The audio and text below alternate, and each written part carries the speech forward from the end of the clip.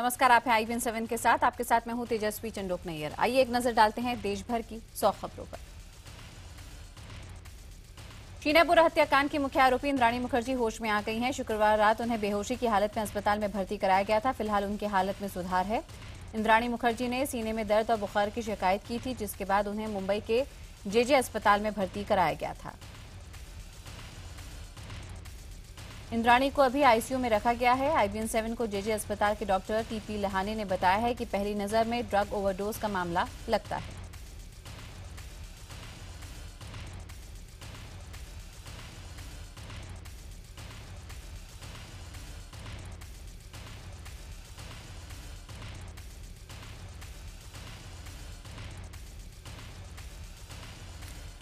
Jail प्रशासन ने कहा है कि इंद्राणी को जेल स्टाफ की निगरानी में दवाई दी जा रही थी। वहीं महाराष्ट्र सरकार ने इस मामले की जांच के आदेश दिए हैं।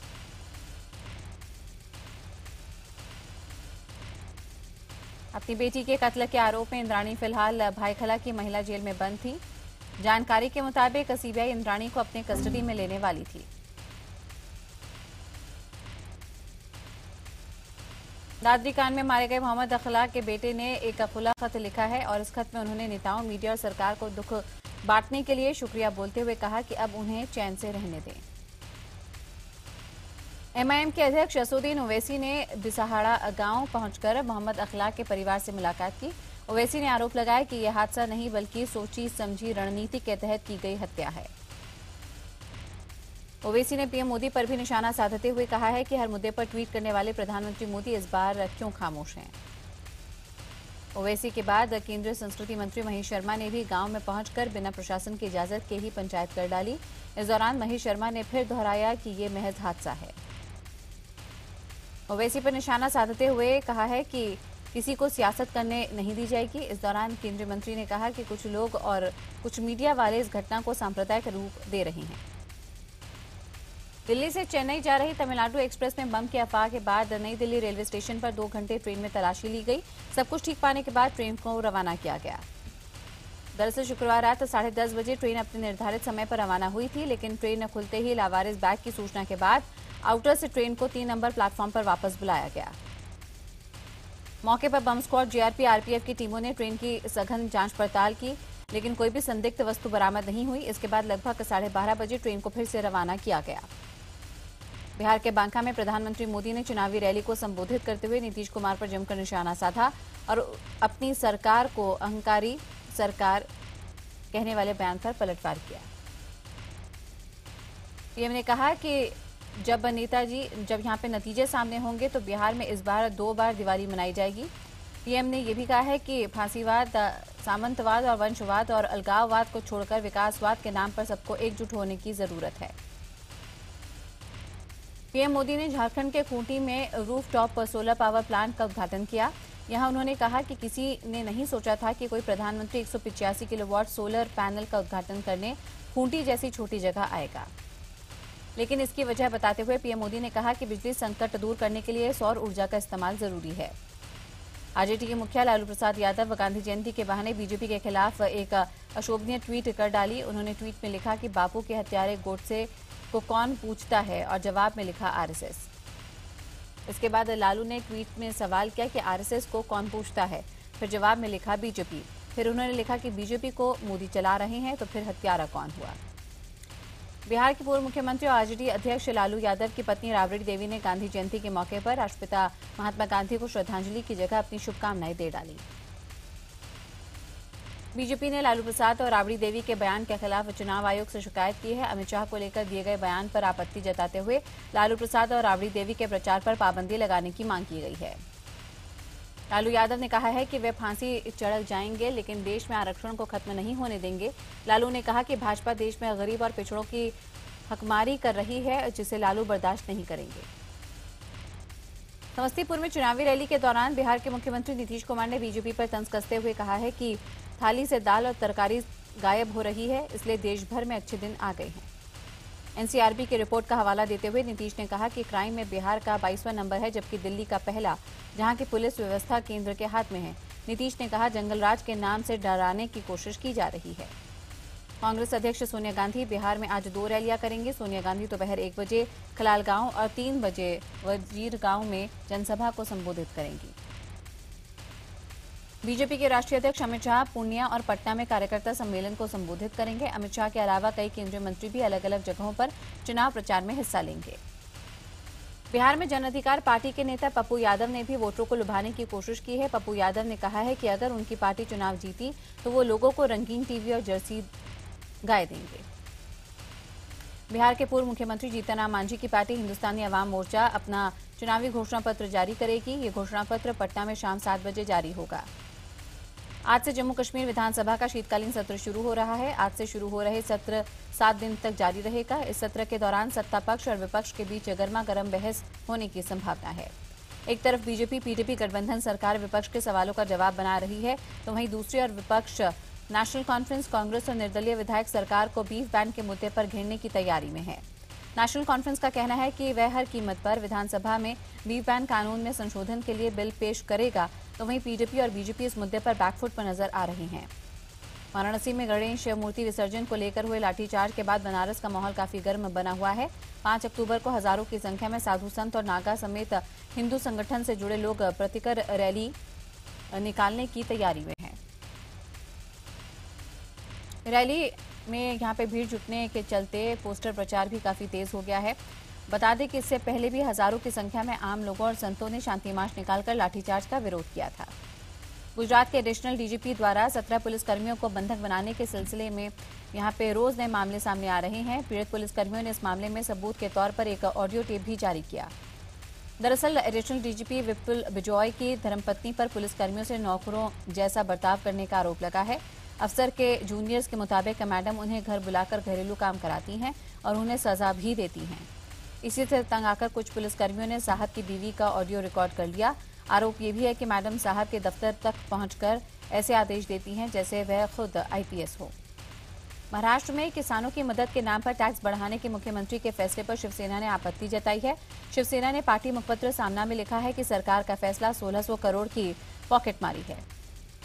शिवसेना का कहना है कि अगर बिहार को 1.25 लाख करोड़ की मदद पीएम मोदी दे सकते हैं तो फिर महाराष्ट्र को क्यों नहीं। वहीं बीजेपी ने शिवसेना के सभी आरोपों को बेबुनियाद बताया। दिल्ली पुलिस आम आदमी पार्टी के विधायक सोमनाथ भारती को लेकर आगरा पहुंची। दिल्ली से फरार होने के बाद सोमनाथ भारती कई दिनों तक आगरा में ही छिपे रहे थे। आपको बता दें कि कोर्ट ने भारती को 4 अक्टूबर तक दिल्ली पुलिस की हिरासत में भेजा हुआ है। आगरा में सोमनाथ भारती मीडिया को पुलिस की गाड़ी के अंदर शहीद भगत सिंह की किताब दिखा रहे थे। मध्य प्रदेश कांग्रेस कमेटी की नई कार्यकारिणी में जगह नहीं मिलने से नाराज कांग्रेसियों ने मुंडन कराया और कांग्रेस दफ्तर के बाहर तंबू लगाकर धरना दिया। साथ ही मौन व्रत के साथ चरखा चलाकर विरोध भी जताया। एनआरएचएम घोटाले में उत्तर प्रदेश की पूर्व मुख्यमंत्री मायावती पर शिकंजा कस गया है। सीबीआई ने मायावती से 3 दिन पहले पूछताछ की है। 10,000 करोड़ के एनआरएचएम घोटाले के दौरान मायावती मुख्यमंत्री थीं। पूर्व पीएम लाल बहादुर शास्त्री के जन्मदिन के मौके पर अरविंद केजरीवाल ने कहा कि जब वो शास्त्री जी को श्रद्धांजलि देने गए तो पता चला कि केंद्र ने इस साल से शास्त्री जी का जन्मदिन मनाने के लिए पैसा देना बंद कर दिया है। केजरीवाल ने ट्वीट कर कहा है कि पता चला है कि प्रधानमंत्री जी लाल बहादुर शास्त्री की समाधि पर नहीं गए। मुझे लगता है कि शास्त्री जी की उपेक्षा करना ठीक नहीं है। छत्तीसगढ़ में जिला शिक्षा कार्यालय ने 3री से 12वीं तक के बच्चों को आसाराम की किताब देने का फरमान जारी कर दिया है। साथ ही कहा है कि इस किताब के आधार पर दिव्य प्रेरणा प्रकाश ज्ञान प्रतियोगिता आयोजित की जाए। देश भर में ट्रांसपोर्टरों की हड़ताल जारी है। हालांकि हड़ताल के दूसरे दिन कुछ ट्रांसपोर्टर अपने ट्रकों को चोरी छिपे चलाने की कोशिश भी कर रहे थे। ट्रांसपोर्टर हाथों में डंडे लेकर बाहर निकले और कई गाड़ियों में तोड़फोड़ की। श्रीनगर के नौहट्टा इलाके में जुमे की नमाज के बाद एक बार फिर से कुछ शरारती तत्वों ने यहां पे पाकिस्तान, आईसिस और लश्कर के झंडे लहराए। इसके अलावा हिजबुल मुजाहिदीन के कमांडर बुरहान के पोस्टर भी लगाए गए। पुलिस ने जब लोगों को रोकने की कोशिश की तो इन लोगों ने पुलिस पर जमकर पथराव किया, जिसके बाद पुलिस ने जवाबी कार्रवाई करते हुए आंसू गैस के गोले दागे। पुलिस को हवाई फायरिंग भी करनी पड़ी। मुंबई में पुलिस ने खार इलाके में छापेमारी कर 6 हाई प्रोफाइल लड़कियों के साथ एक दलाल को गिरफ्तार कर सेक्स रैकेट का भांडाफोड़ किया। बताया जा रहा है कि पकड़ी गई इन लड़कियों में से मराठी फिल्म अभिनेत्री भी शामिल हैं। सभी आरोपियों को कोर्ट में पेश किया गया, जहां अदालत ने सभी को 4 अक्टूबर तक पुलिस हिरासत में भेज दिया। पुलिस अभी तक सिर्फ तफ्तीश का हवाला दे रही है। श्रीनगर के बडगाम में खान साहब अस्पताल में सोलर प्लांट की सुविधा शुरू कर दी गई है। इस सुविधा से अब 24 घंटे अस्पताल में बिजली की आपूर्ति रहेगी और रोगियों का इलाज किया जा सकेगा। दरअसल केंद्र सरकार की मदद से सोलर प्लांट लगाया गया है जो सूर्य की रोशनी से चार्ज होगा और 27 घंटे तक बिजली की आपूर्ति करेगा। इस प्लांट को लगाने में 40 लाख का खर्च आया है। इस सुविधा से शुरू होने से यहाँ पे स्थानीय लोगों में काफी खुशी है, क्योंकि बिजली की असुविधा की वजह से लोगों को काफी परेशानियों का सामना करना पड़ता था। अब सरकार और अस्पतालों में भी सोलर प्लांट लगाने की तैयारी है।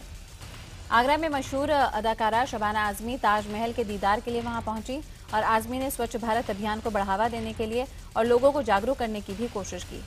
उन्होंने कहा कि भारत में करीब 6 करोड़ टॉयलेट बने हैं, उनमें से करीब 1 करोड़ से भी ज्यादा इस्तेमाल नहीं हो पा रहे, लिहाजा सबको मिलकर सफाई करनी चाहिए।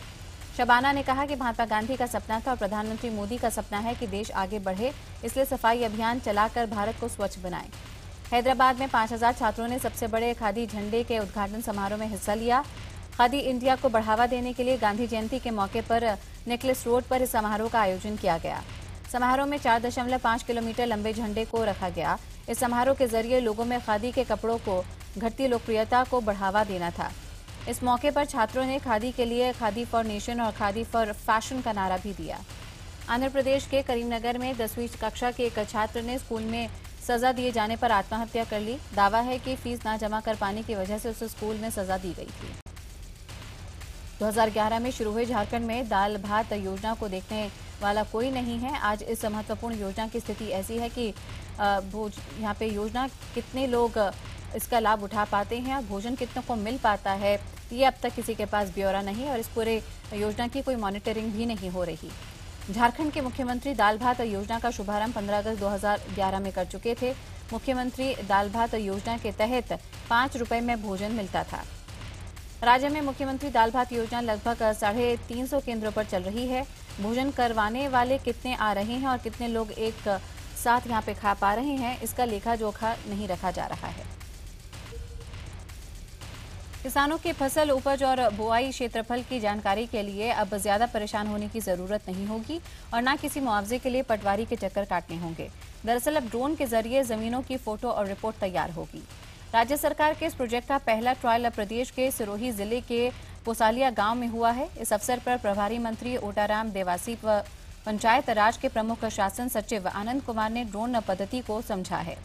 रणथंभौर टाइगर रिजर्व में बाघों में जंगल पर अपना कब्जा कायम करने के लिए जंग जारी है। इस जंग में सबसे ज्यादा असर युवा बाघों पर देखने को मिल रहा है। इस बार युवा बाघों के इलाके में काफी फेरबदल किया गया है, क्योंकि कमजोर शावकों में से ज्यादातर को खदेड़ दिया गया है और कुछ बेहतर इलाके की तलाश में निकल पड़े हैं, तो कुछ कमजोर हालत के चलते मजबूर होकर बाहर जंगल की ओर निकल गए हैं। उम्मीद है कि बाद में मजबूती के साथ वापसी होगी। जयपुर अंतर्राष्ट्रीय हवाई अड्डे पर एकमात्र मेडिकल फैसिलिटी भी बंद हो गई है। दरअसल यहां पर संकोबा और दुर्लभजी मेमोरियल हॉस्पिटल की ओर से प्राथमिक चिकित्सा का केंद्र संचालित किया जा रहा था, लेकिन एयरपोर्ट प्रशासन की कुछ शर्तों के चलते अस्पताल प्रशासन ने यह प्राथमिक चिकित्सा केंद्र संचालित करने से मना कर दिया। गौरतलब है कि चिकित्सा केंद्र एयरपोर्ट के अराइवल एरिया में बना हुआ था। यूपी के बरेली में एक पिता ने सिर के दुपट्टे से सरकने पर बेटी को जमीन पर पटक कर मार डाला। बच्ची की उम्र 6 साल की थी। बताया जा रहा है कि 6 साल की मासूम अपनी मां के पास गई, तभी उसके सर से दुपट्टा सरक गया, जिसको देखकर आरोपी पिता बौखला गया और उसने अपनी बच्ची को पटक पटक कर मार डाला। फिलहाल पुलिस ने आरोपी पिता को गिरफ्तार किया है। ये बताया जा रहा है कि आरोपी पिता की दिमागी हालत ठीक नहीं है। नरसिंहपुर में एक नाबालिग छात्रा से ऑटो चालक द्वारा छेड़छाड़ का मामला सामने आया है। स्कूल से घर लौटते वक्त छात्रा से छेड़छाड़ की गई। छात्रा ने विरोध किया तो ऑटो चालक उसे सुनसान जगह ले जाने की कोशिश करने लगा। इस बीच छात्रा ने ऑटो से कूदकर खुद को बचाया। भोपाल में खाकी के डर से एक यहाँ पे छात्र की खुदकुशी का मामला सामने आया है। मृतक छात्र के पिता ने पुलिस पर मानसिक प्रताड़ना और झूठे केस में फंसाकर पैसे मांगने का आरोप लगाया है।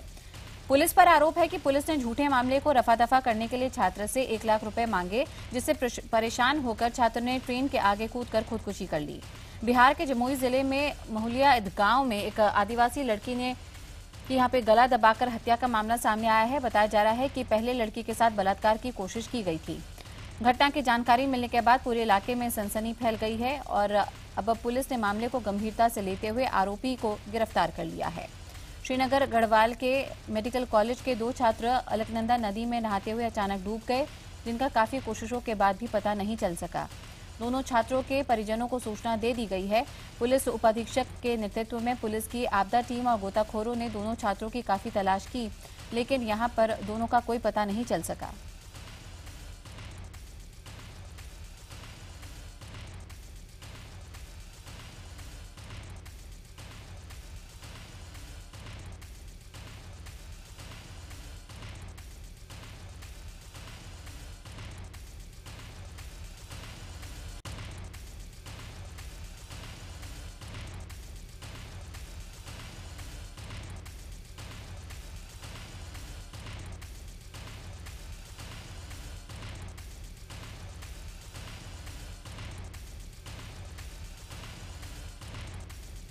इंडियन सुपर लीग यानी कि आईएसएल के सीजन 2 का आज आगाज हो रहा है। चेन्नई में शाम 6 बजे रंगारंग कार्यक्रम के साथ अली का बिगुल बजेगा और पहला मैच कोलकाता और चेन्नई के बीच खेला जाएगा। दूसरे सीजन से पहले फुटबॉल स्पोर्ट्स डेवलपमेंट लिमिटेड की फाउंडिंग चेयरपर्सन नीता अंबानी ने अब की बार और बेहतर आयोजन की उम्मीद जाहिर की है। इंडियन सुपर लीग का ये सीजन 20 दिसंबर तक चलेगा, यानी कि इस बार 79 दिन का ये टूर्नामेंट होगा। इस बार देश के 10 नामी खिलाड़ी लीग में और शामिल हुए हैं। ऐसे में करीब 2.5 महीने तक चलने वाले आईएसएल के सीजन 2 के इस बार और जोरदार होने की उम्मीद है। भारत और दक्षिण अफ्रीका के बीच खेले गए पहले T20 में दक्षिण अफ्रीका ने भारत को 7 विकेट से हरा दिया। दक्षिण अफ्रीका को भारत ने 200 रनों का टारगेट दिया था, जिसे दक्षिण अफ्रीका ने 2 गेंद रहते पूरा किया। अफ्रीका की जीत के हीरो रहे जेपी ड्यूमनी। 34 गेंदों पर 68 रन उन्होंने बनाए। फरहान बेदरीन ने भी अच्छा प्रदर्शन किया। अगला T20 मैच 5 अक्टूबर को कटक में खेला जाएगा। रोहित शर्मा ने दक्षिण अफ्रीका के खिलाफ खेली 106 रन की पारी में कई रिकॉर्ड भी बना डाले हैं। वो सुरेश रैना के बाद दूसरे भारतीय खिलाड़ी बने हैं जिन्होंने टेस्ट, वनडे और T20 में शतक बनाया है। रोहित शर्मा ने विराट कोहली के साथ रिकॉर्ड 138 रन की साझेदारी निभाई, जो भारत की ओर से T20 में सबसे बड़ी साझेदारी है। भारतीय टीम के स्टार बल्लेबाज विराट कोहली ने T20 में सबसे कम मैचों में 1000 रन पूरे करने का रिकॉर्ड अपने नाम किया। कोहली ने 27 मैचों में रिकॉर्ड पूरा किया। भारतीय तेज गेंदबाज उमेश यादव ने रणजी मैच में अपना पहला शतक जमाया। विदर्भ के लिए खेलते हुए उमेश ने उड़ीसा के खिलाफ सिर्फ 119 गेंदों पर नाबाद 128 रनों की तेज तर्रार पारी खेली। इंग्लैंड के खिलाफ टेस्ट सीरीज खेलने के लिए पाकिस्तान ने कमर कस ली है। यूएई में पाकिस्तानी खिलाड़ियों ने जमकर प्रैक्टिस की। दोनों टीमों के बीच पहला मैच 13 अक्टूबर को खेला जाएगा। सलमान खान कल यहाँ पे प्रियंका चोपड़ा में काफी इंटरेस्ट दिखा रहे हैं। प्रियंका के शो क्वांटिको को लेकर वो खासे उत्साहित भी हैं। इस शो के बारे में उन्होंने ट्विटर पर भी ट्वीट किया है।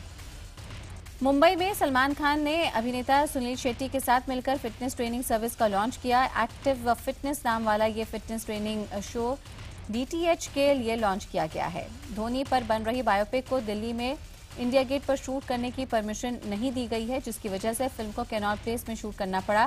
फिल्म का अगला शेड्यूल औरंगाबाद में शूट किया जाएगा।